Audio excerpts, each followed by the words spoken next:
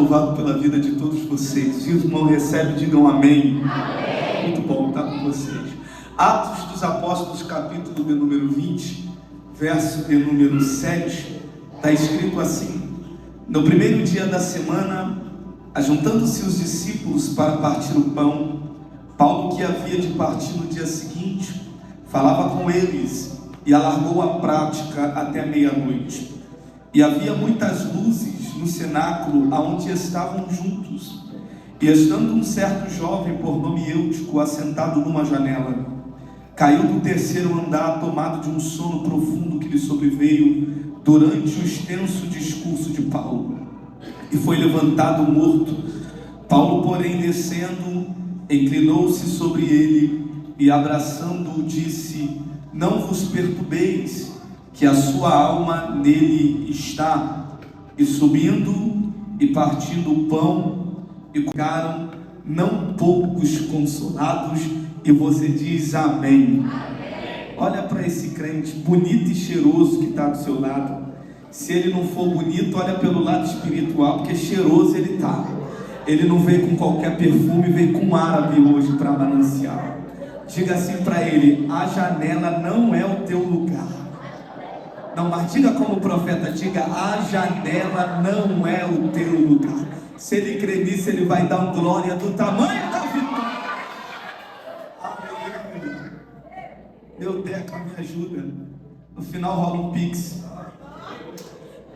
Música é pix e comida, irmão. Vamos com você até o final do culto. Olha para cá. Queridos irmãos, o texto que nós acabamos de ler, ele é um texto conhecido de todos nós. Na realidade, esse livro, o livro de Atos dos Apóstolos, ele também é conhecido como Atos do Espírito Santo. Para quem não sabe, quem escreveu esse livro foi nada mais, nada menos que o evangelista Lucas. Lucas teve o privilégio de escrever o livro que tem por título o seu próprio nome, como também escreveu o livro de Atos dos Apóstolos. Em Lucas, o evangelista, ele escreveu tudo aquilo que Jesus fazia e ensinava quando estava na terra. Em Atos, ele vai escrever tudo aquilo que Jesus fazia e ensinava através da igreja. O que nos faz pensar que o livro de Atos dos Apóstolos, então, é a segunda parte de uma obra cujo primeiro volume é o Evangelho de Lucas. Quando nós falamos desse livro, mais precisamente no capítulo de número 1, logo após Cristo dar provas infalíveis de que estava vivo num prazo de 40 dias aos seus discípulos, ele vai decidir instruí-los, dizendo para que eles não se ausentassem de Jerusalém, mas esperassem a promessa do Pai, assim como ele já havia dito. Paralelo a isso, nós temos Lucas capítulo 24, verso de número 49, quando ele olhou para os discípulos e disse: ficai em Jerusalém, até que do alto sejais revestido de poder. No versículo de número 5, ele conclui a fala dizendo que João era aquele que batizava com água, mas haveria um que os batizaria com o Espírito. Eu gosto do capítulo 1 do livro de Atos dos Apóstolos, porque no verso de número 8, mostra para nós o maior intuito e fator do porquê os discípulos receberiam poder. Ele olha para os discípulos e diz: mas vós recebereis a virtude do Espírito, e ser-lhe-eis minha testemunha, tanto em Jerusalém, como na Judéia, Samaria e até os confins da terra. O significado desta palavra virtude aqui no original é capacitação espiritual para uma missão. Então o que Cristo estava querendo dizer é que eles não receberiam poder apenas por receber, mas receberiam poder para uma missão. De repente, se eu perguntar para alguém esta noite quem quer ser cheio do poder, eu acredito que todo mundo vai levantar a mão. Mas o fator principal não é querer ser, é para que você quer ser cheio do poder de Deus. Aqui a gente percebe que os discípulos estavam sendo cheios do poder para uma missão, a missão de pregoar e levantar o poderoso nome de Jesus.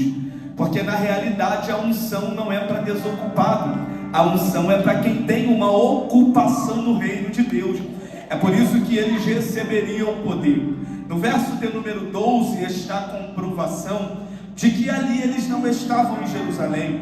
Diz a Bíblia que eles estavam num lugar chamado Monte das Oliveiras. Era como Cristo quisesse dizer para os discípulos: olha, o que vocês receberão, vocês não receberão aqui no monte, mas o que vocês receberão em Jerusalém. E Jerusalém para nós é tido como o lugar de adoração. Estranho é alguém vir para o lugar da adoração e não adorar. Então o que Cristo estava querendo, o pastor Ivo, dizer para os discípulos era: enquanto vocês estiverem no lugar da adoração, adorando, a promessa do Pai descerá sobre vocês. É por isso que eu sempre acredito no poder de um culto, porque enquanto eu estou neste ambiente glorificando e adorando ao Senhor, Ele acelera o processo da bênção para a minha vida. Eu não sei se você está crendo no que eu estou pregando, mas quando você entra aqui, você não entra para perder tempo, você não entra para bater cartão, porque aqui não é trabalho, aqui é um ambiente profético. E é nesse ambiente que todas as possibilidades que tinham para dar errado passam a dar certo, porque a adoração ainda tem poder, a adoração ainda move o espiritual. Como eu me alegrei de cantar que Ele me ama, é porque no ambiente desse, enquanto eu adoro o nome dEle, a tristeza vai embora, a depressão bate em retirada, a porta fechada se abre, porque este ambiente tem o poder de mudar, aleluia, a sentença para a minha vida.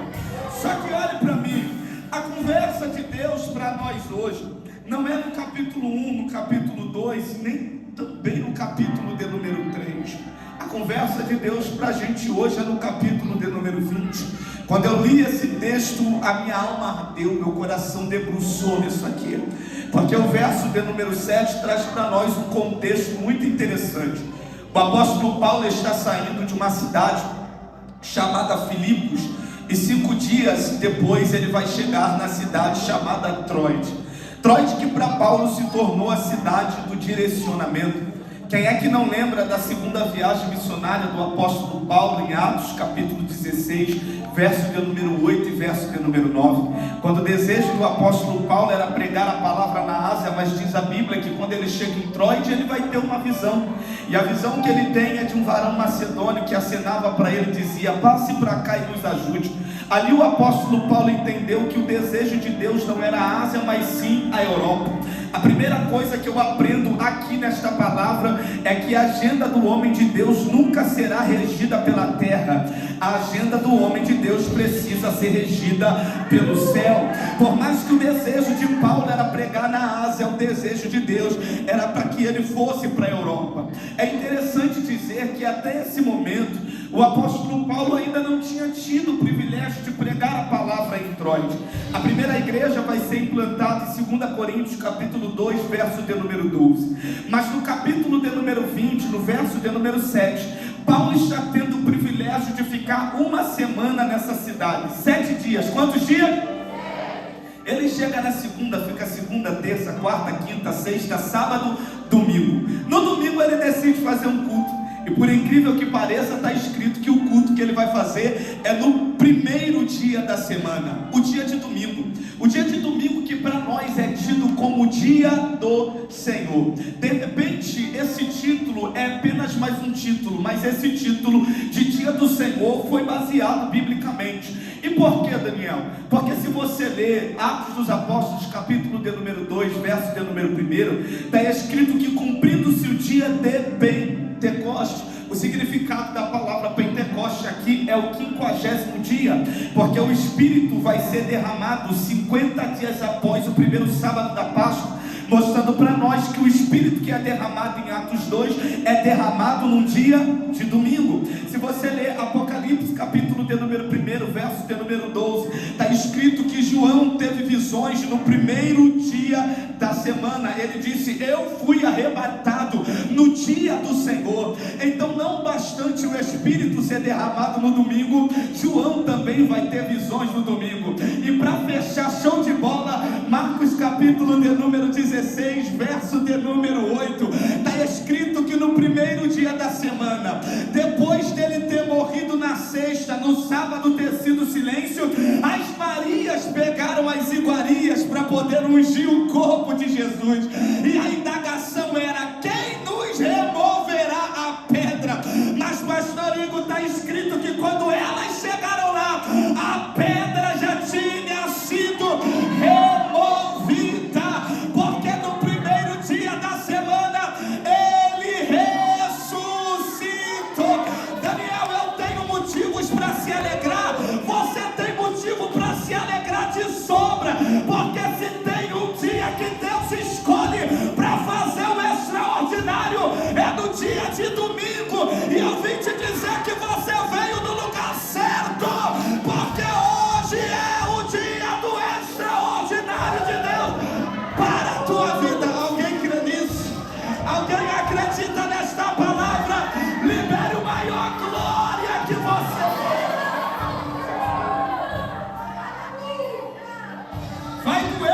procurar. É por isso que não dá para negociar o domingo com o shopping, o domingo com o restaurante, o domingo para poder ir passear. Porque se tem um dia que Deus escolhe para operar na nossa vida, é o dia de domingo. Olha para quem está do teu lado, diga para ele: ainda bem que você veio. Diga para ele: ainda bem que você veio para o ambiente certo. Diga para ele: você está no lugar certo, na hora certa, no dia certo. Hoje é o dia do milagre para a vida de alguém.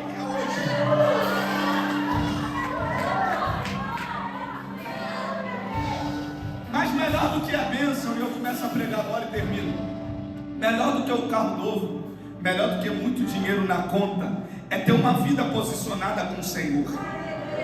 Porque eu aprendi que quando eu estou bem espiritual, todas as áreas da minha vida vão bem.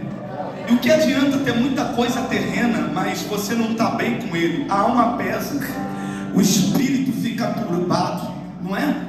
Então, quando a gente olha para esse texto, a gente percebe que o apóstolo Paulo decidiu fazer um culto. E o culto que ele faz não é um culto de milagre. Você está comigo? Diz amém.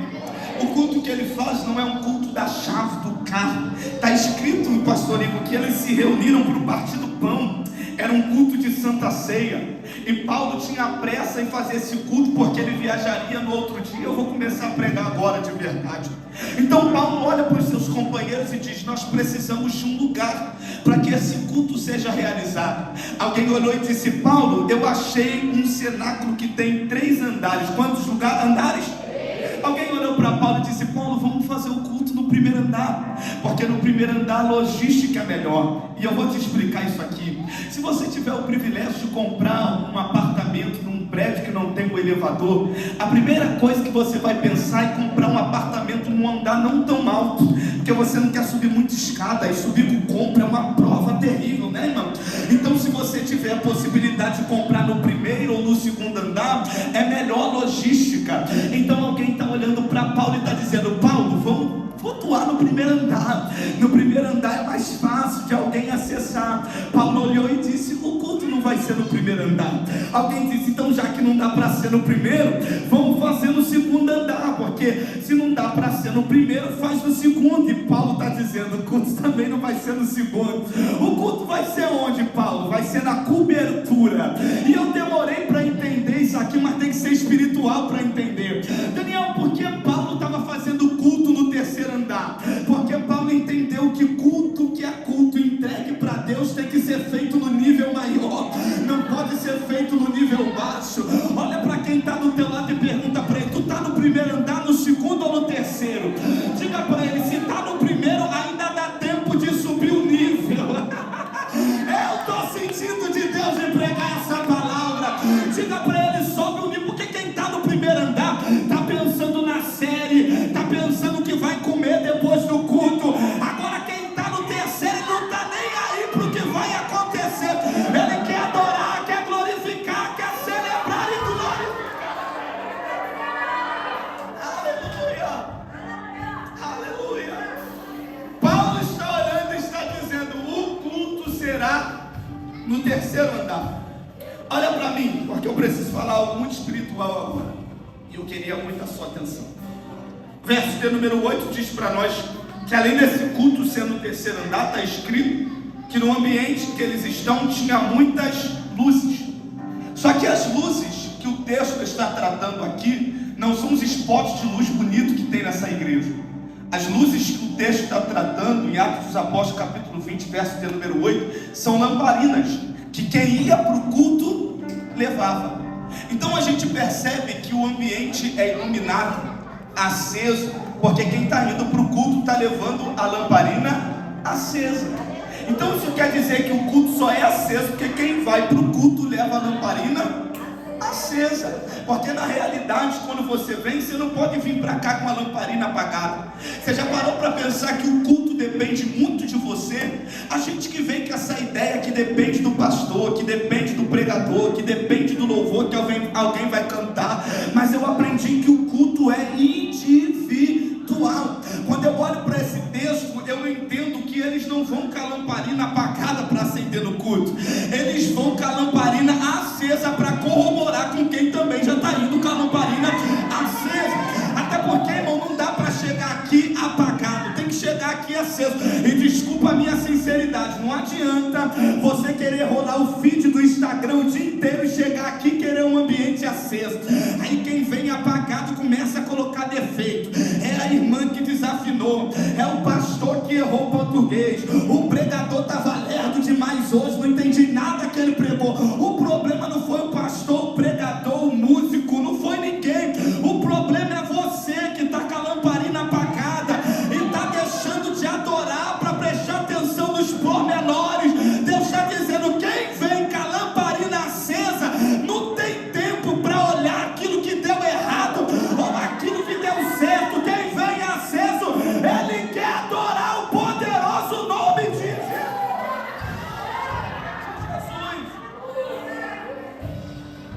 Olha para mim. Só que o interessante desse texto aqui é que, na realidade, o fato de ter lamparina, uma das coisas que a lamparina produzia era muita fumaça, e isso fazia com que o ambiente ficasse muito quente. E o verso de número 9 mostra para nós que existe alguém nesse ambiente de culto, nesse ambiente aceso, que decidiu ir para a janela. Diga comigo, janela. Ele decidiu ir para a janela. A pergunta que eu me fiz: o que é que faz o Eutico sair do ambiente de culto para ir para o ambiente da janela? Eu acabei de dizer para você que a lamparina produzia muito calor. E quando você está na sua casa e está muito calor, qual a primeira coisa que você abre? Vai entrar um vento. Então, na realidade, ali no culto tinha poder, tinha glória, tinha Deus, mas era desconfortável. O problema é que na janela corria um ventinho, mas lá era perigoso demais. E o Eutico está trocando o desconforto do culto para sentir o vento confortável da janela.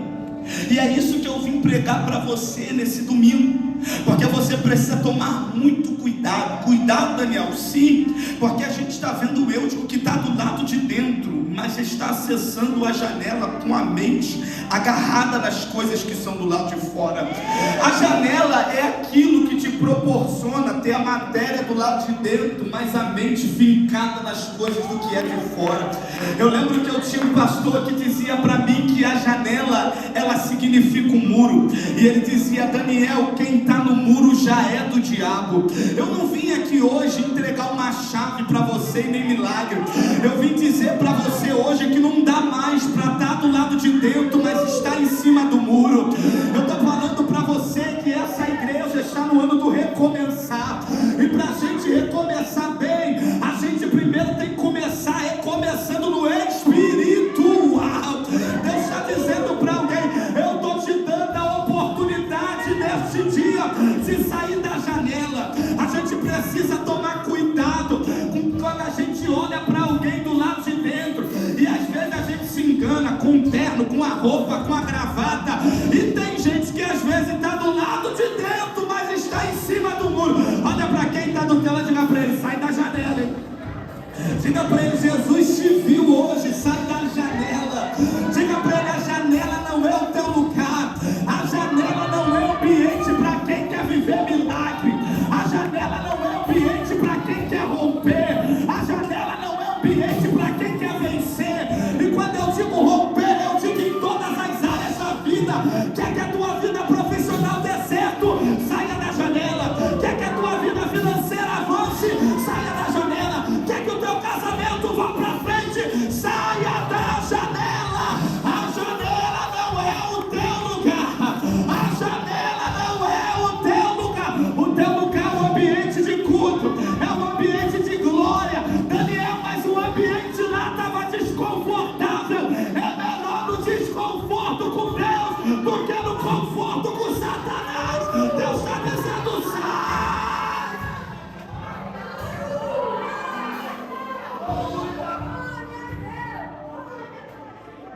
Aleluia. Eu sei que essa palavra te confronta, mas às vezes é necessário Deus te tirar do conforto e te trazer para o confronto, porque o confronto muda. O confronto faz a gente sair daqui pensando o quanto a gente pode ser melhor na presença de Deus. Enquanto todo mundo estava cultuando na Santa Ceia, celebrando, Paulo, como eu queria estar lá ouvindo Paulo pregar, meu Deus, o camarada foi para a janela. Você não percebeu ainda o quão perigoso é? Você não entendeu ainda que o teu posicionamento pode estar atrasando algumas coisas para a sua vida? Eu sentei ali, o Espírito de Deus falou comigo que promessa é para quem está posicionado. Promessa é para alguém que vive posicionado na presença dele.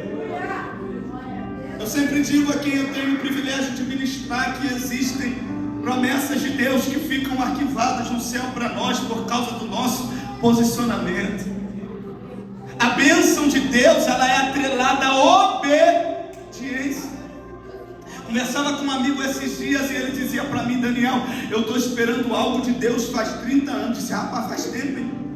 Ele disse para mim: Deus está caprichando. Mas sabe quando o Espírito de Deus testifica ao teu espírito que tem alguma coisa errada?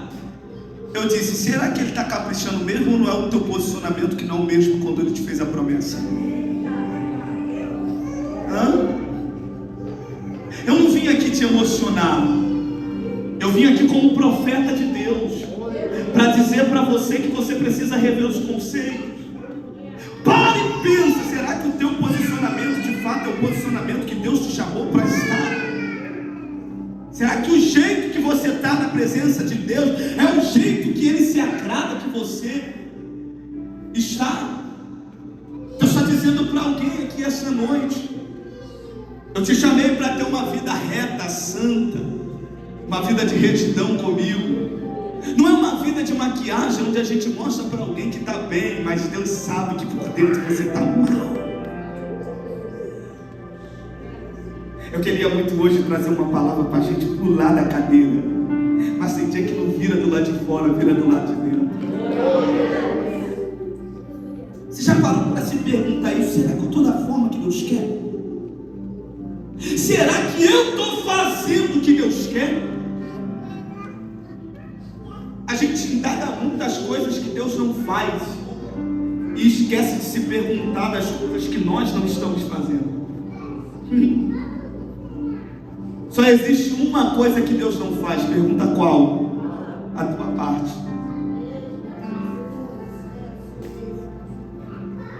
Deus está olhando para algumas pessoas esta noite aqui na Manancial e está dizendo: eu estou requerendo de você um posicionamento. Um dia, pastor Igor, Deus olhou para Isaac e disse: Isaac, oi, eu sei que no passado teu pai foi para o Egito, mas o recado para você é: não desças ao Egito. Na mente de Isaac é: por que para papai ele liberou e para mim não? E Deus dizendo: Isaac, você precisa entender que eu não quero que você caia no mesmo erro do teu pai. Porque quando teu pai foi para o Egito, trouxe um problema chamado H, que não deu ruim no início, mas deu ruim no final. Então às vezes Deus te ama tanto, que a gente cantou que Ele me ama, e Ele diz: eu te amo muito, e é por isso que eu estou te advertindo hoje. Te amo tanto que eu poderia ser indiferente com você, mas eu quero te fazer viver milagre, por isso eu preciso de você posicionado na minha presença. Ô irmão, esse culto não é um culto para você vir e ir para casa como se nada tivesse acontecido. Esse culto é um culto que Deus te sentou aqui para mexer com você, para dizer para você que tem muita coisa para acontecer ainda e Ele precisa de você posicionado. Você já parou para pensar que a sua casa precisa de você? Seus filhos dependem de você, seu marido depende de você, sua esposa depende de você, e o teu posicionamento é o que vai dizer se as coisas vão bem ou se vão mal. Enquanto todos estavam no ambiente do culto, Eutico decidiu ir para a janela. Era confortável lá demais, mas era perigoso. E aqui eu libero uma palavra que eu queria que você guardasse na tábua do teu coração. Cuidado com a tua zona de conforto. tua zona de conforto também pode ser a tua zona de perigo. A mesma janela que proporcionou o Eudes com o vento e o conforto foi a mesma janela que foi o palco da queda dele.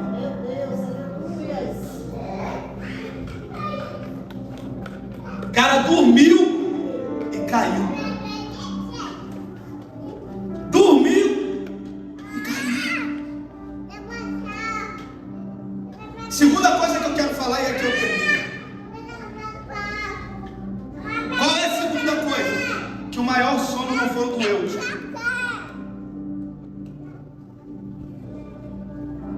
O maior sono é de quem estava no ambiente do culto, não alertou ele do perigo da janela. Que poder é esse que a gente não consegue alertar quem está do nosso lado do perigo? Que fogo é esse que estava naquele culto que alguém não olhou para o Eutico e disse: Eutico, sai daí que aí é perigoso demais. O que adianta a gente ter tanto poder se o poder que a gente tem não nos dá autoridade para alertar alguém dos perigos da vida? Então o pior sono não é do Eutico que dormiu e caiu. O pior sono às vezes é o nosso, que está vendo alguém que está prestes a cair numa avisa.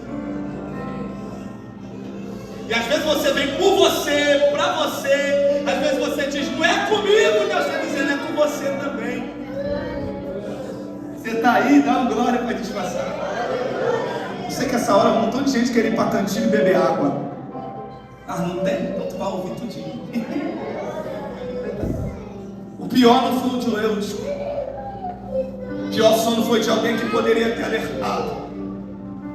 Poderia ter olhado para ele e falado: rapaz, sai daí.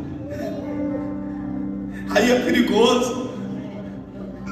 Não é esse posicionamento que Deus tem para a tua vida. Deus está dizendo para alguém: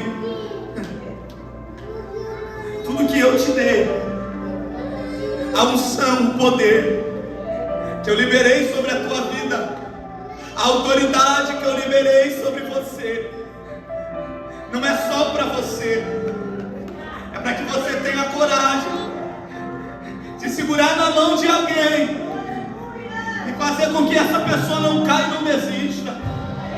Deixa eu falar uma verdade, irmão. Foi tempo de alguém sair da igreja, alguém te dizer: menos um na fila, menos um para disputar. O tempo agora da gente olhar e dizer: pegou para você, pegou para mim. Se deu ruim para você, deu ruim para mim. Olha para quem está do teu lado, diga para ele: o mesmo céu que eu vou, você vai. E se eu tiver a oportunidade de segurar nas tuas mãos, para que você não caia, eu vou segurar nas tuas mãos.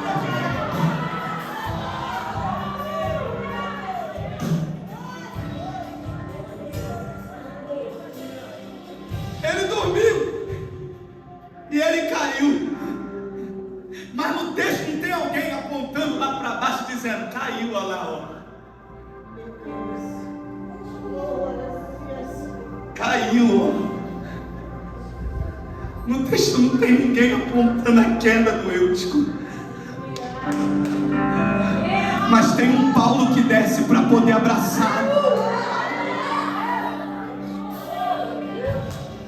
Daniel, o que você está querendo pregar? Eu estou instruído pelo Espírito para dizer que essa igreja não é igreja da crítica. Essa igreja é a igreja que abraça os caídos.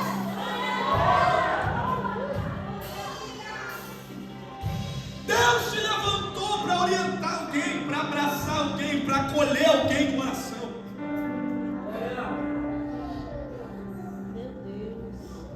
Você está entendendo do passo a passo que você precisa estar posicionado, de você não ir para a janela?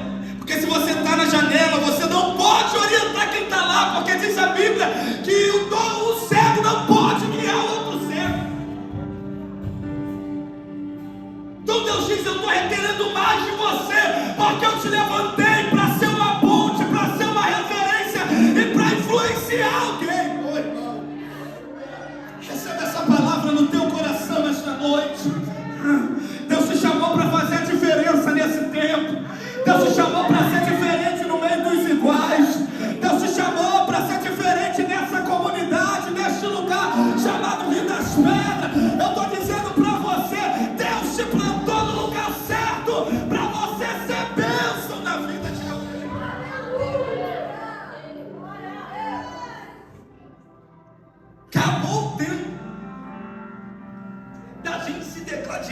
si. Fulano vai ver. Ninguém vai ver nada. Ciclano vai ter que ver, ninguém vai ver nada. O tempo agora é de celebrarmos juntos, glorificarmos juntos, unidos. O camarada caiu, mas o Paulo desceu. Paulo desceu para abraçá-lo. Essa igreja não é a igreja da crítica. Essa igreja é a igreja do abraço. Vou repetir. Essa igreja não é a igreja da crítica. Essa igreja é a igreja do abraço. É a igreja da mão estendida. Daniel, por que você fala isso? Porque a gente só dá aquilo que a gente tem. Um dia, olha para mim, Atos capítulo 10, número 3, estava o Pedro e o João subindo para o templo. Eu termino agora para orar. E diz a Bíblia que tinha um camarada lá, coxo, na porta do templo. Olhou para o Pedro e para o João e disse: dá uma esmola. E o Pedro olhou e disse assim: olha para nós. Não tem prata e nem ouro, mas o que tenho, isso te dou. Em nome de Jesus, levanta aí. Ele levantou? Não. Primeiro Pedro estendeu e depois ele levantou. Porque só palavra não adianta sem ter atitude. Tem que ter a palavra, mas tem que ter a atitude. Daniel, por que você está falando isso? Eu estou falando para você que você só recebe se você só dá aquilo que um dia você recebeu. Por que o Pedro estendeu a mão? Porque um dia, lá em Mateus capítulo de número 14, quando eles estavam na beira do mar e o vento estava bravio e eles estavam com medo, e Jesus veio andando por cima das águas, e alguém olhou e disse: eu acho que é um fantasma. E Jesus disse: não é fantasma não, sou eu. Aí o Pedro tomou a atitude: Senhor, se é tu mesmo, então deixa eu ir contigo. E Jesus disse: vem. Aí ele deu o primeiro passo, pastorinho. Ele deu o segundo passo, mas no terceiro ele afundou. Mas quando ele pensou que ele ia morrer, Jesus disse: segura a minha mão, rapaz, segura. Segura a minha mão, segura a minha mão, segura a minha mão. Quando ele olhou para o coxo, ele lembrou da mão estendida lá de trás e disse: já que quando eu ia cair, alguém me estendeu a mão, eu também vou estender a mão para um caído. Pega a mão de quem está do teu lado, eu já estou terminando, mas diga com ele: conta comigo. É o ano de recomeçar, é o ano de avançar. Conta comigo, o céu é o limite e nós iremos viver milagre, milagre, milagre, milagre, milagre.